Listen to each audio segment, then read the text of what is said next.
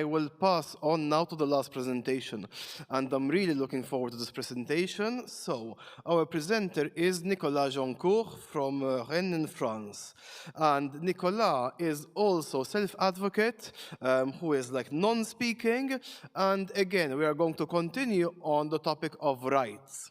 However, we also would like to break stereotypes. Just like this morning earlier, like with a colleague, I was having a discussion about non-speaking people and the presumption of incapacity or inability. We do know, and Nicola will touch on this, that many autistic-like people who are non-speaking end up institutionalized or else under guardianship. However, let's look at the methods of how an impact can be done while also breaking through the stereotype. Nicolas is also a student in sociology himself, and I'd love to hear from him. I'd like to thank him and also the people offering support. I'll pass on the clicker. If we could also have the hand mic up here, please. Thank you.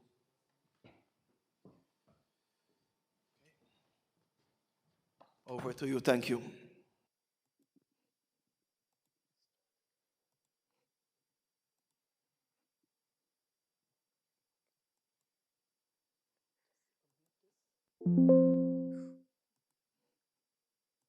My name is Nicolas Joncour. I'm an AAC user, non-speaking autistic. I'm 25 and I need full-time assistance. I'm currently enrolled in the first year of a master's degree in sociology at the University of Rennes 2.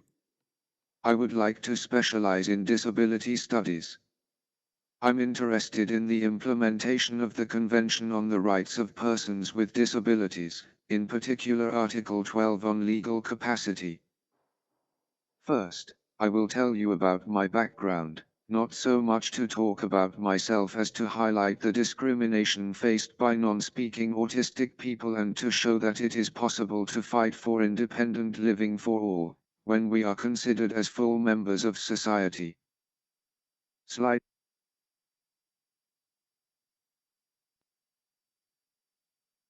I have been an activist for several years in different associations fighting for independent living. I joined ENIL, the European Network for Independent Living, at the age of 16 and was re-elected to the board of the ENIL Youth Network. I am also a member of the French Association called Autistes and a member of YAB, a youth advisory council under the United Nations High Commissioner for Human Rights. I am a member of the expert group for the linking information for adaptive and accessible child-friendly courts, project run by the Validity Foundation, an international legal rights organization that defends the rights of people with intellectual disabilities. I am also a member of the Scientific Council of French-speaking Isaac.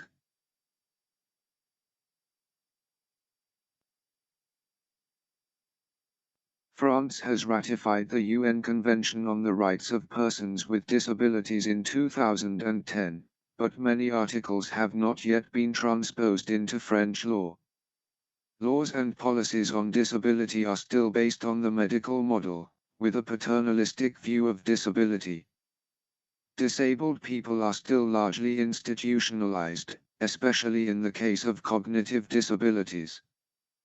They are often deprived of their legal capacity, as soon as they become adults at 18. The people concerned are not well informed about their rights, and it's challenging for them to exercise their rights. The issue is systemic. They don't have a proper education, very often without means of communication, and they are excluded from social life from a young age. Education is a key for independent living.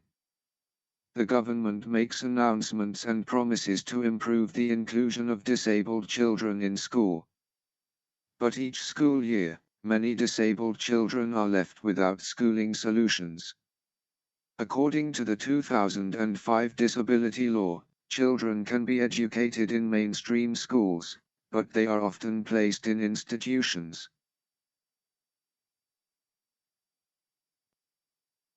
I attended mainstream and correspondence schools, and I started using alternative communication devices at a very early age. This allowed me to express my choices, make decisions and learn about the world. It gives me control over my life.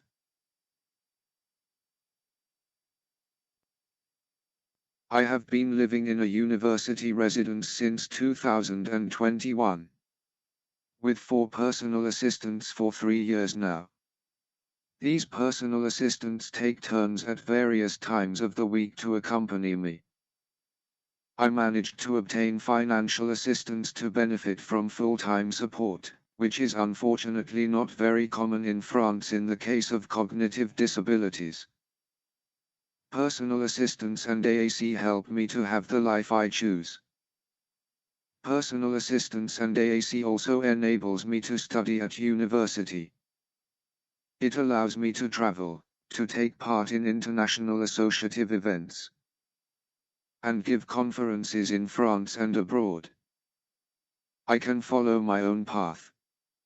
Expressing oneself and making one's own choices is a fundamental right for everyone. Everyone has the right to live independently, whatever their disability. Personal assistance enables us to live our lives as we wish, as does support decision-making. That's why I fight against the institutionalization of disabled people and against substitute decision-making like guardianship. For several years now, I have been participating in conferences in France and abroad, in advisory boards and training courses on disability and human rights. These are most of my commitments over the last few years.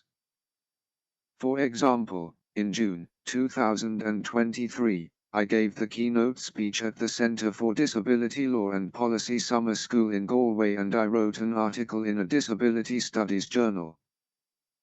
What I noticed at all these events, conferences, or training sessions, is that I am the only non-speaking autistic person and AAC user.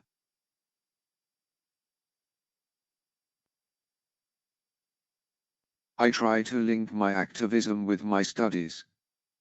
For example, I wrote my third-year bachelor's thesis on the topic of taking into account the self-determination of non-speaking autistic people in speech therapy practice.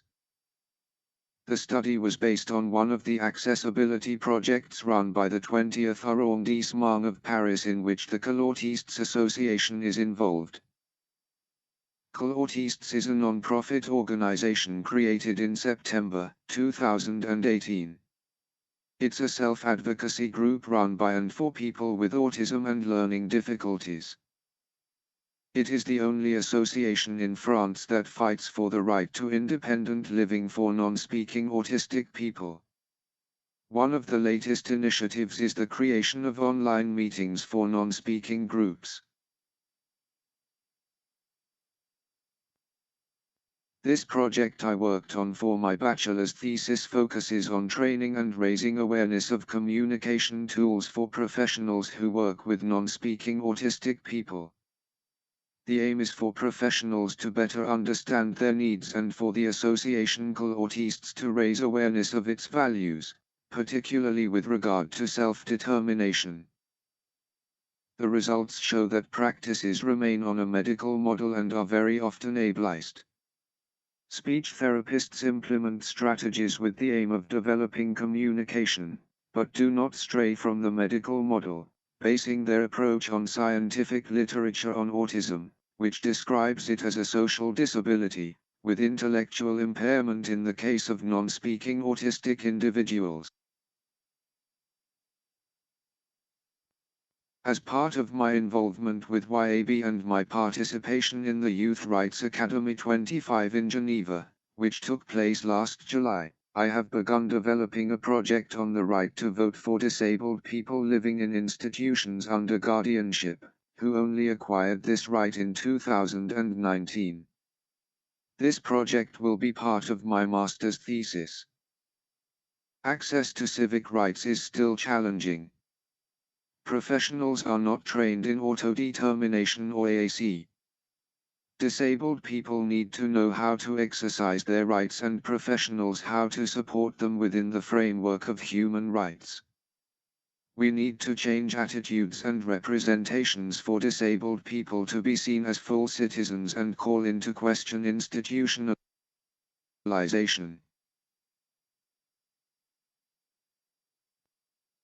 As pointed out by the Committee on the Rights of Persons with Disabilities, there is no decision-making support mechanism in France that is compatible with the Convention, and certain measures perpetuate substitute decision-making and do not take into account the wishes and preferences of disabled people. Guardianship is not denounced, no one sees the problem, as if it were normal. For example, when I go to the dental center that is part of the public hospital, I go there because the care is adapted to my needs. If I am accompanied by my family, they are systematically asked to sign treatment authorizations, as if it were obvious that I was under guardianship and that they were my legal representatives.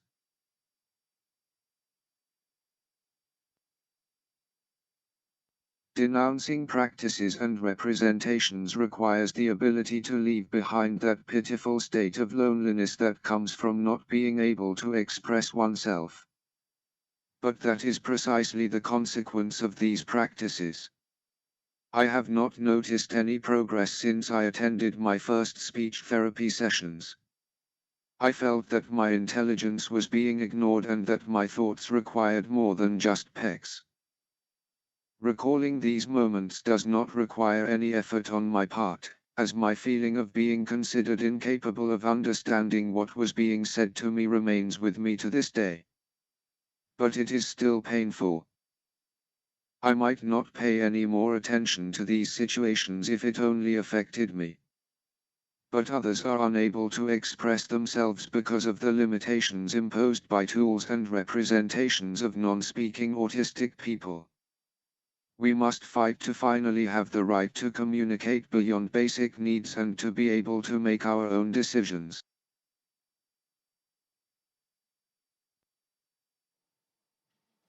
So, well done. First of all, as soon as I saw 00 on the screen, like I got the last slide, so like it was impeccable timing.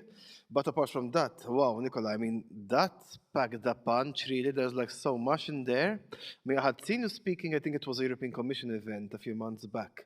But like, I really enjoyed this. There's so much in there, and I'm sure that like somebody would have some questions. So who would like to raise a question to what Nicola asked? Yes, we have the person in the striped like shirt here in the middle. So please go ahead. Bonjour, c'est mieux en français ou en anglais? Peut-être anglais? Yes, I can like translate to English in that case. So I'll do my best. So ask in French and I'll repeat the question in English. I can ask in English if it's better, right. yeah. Hi, Nicholas, I was just wondering, I'm a researcher of autism in France, and I was wondering if you could talk a little bit about your experience accessing AAC, because in my experience, I found that those options are not very mainstream. In fact, you are the first autistic French person who I have encountered who uses technology like this. So I was wondering if you could talk about your experience of how you came to have access to this, to text-to-speech tech. Thank you.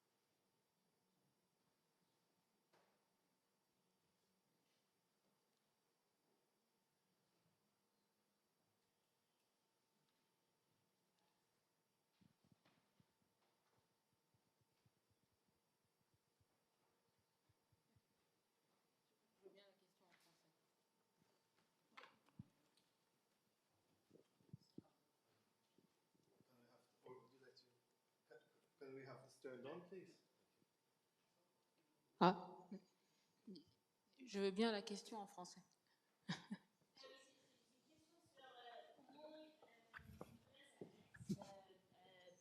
Axer les technologies de communication augmentée parce que c'est pas très commun en France chez vous.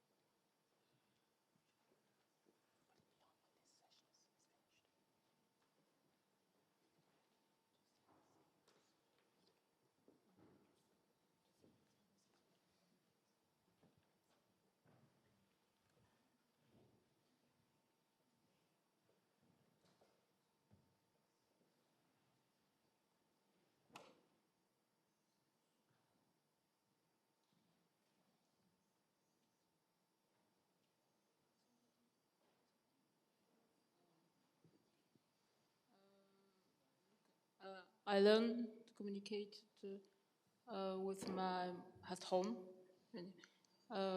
very early on a computer.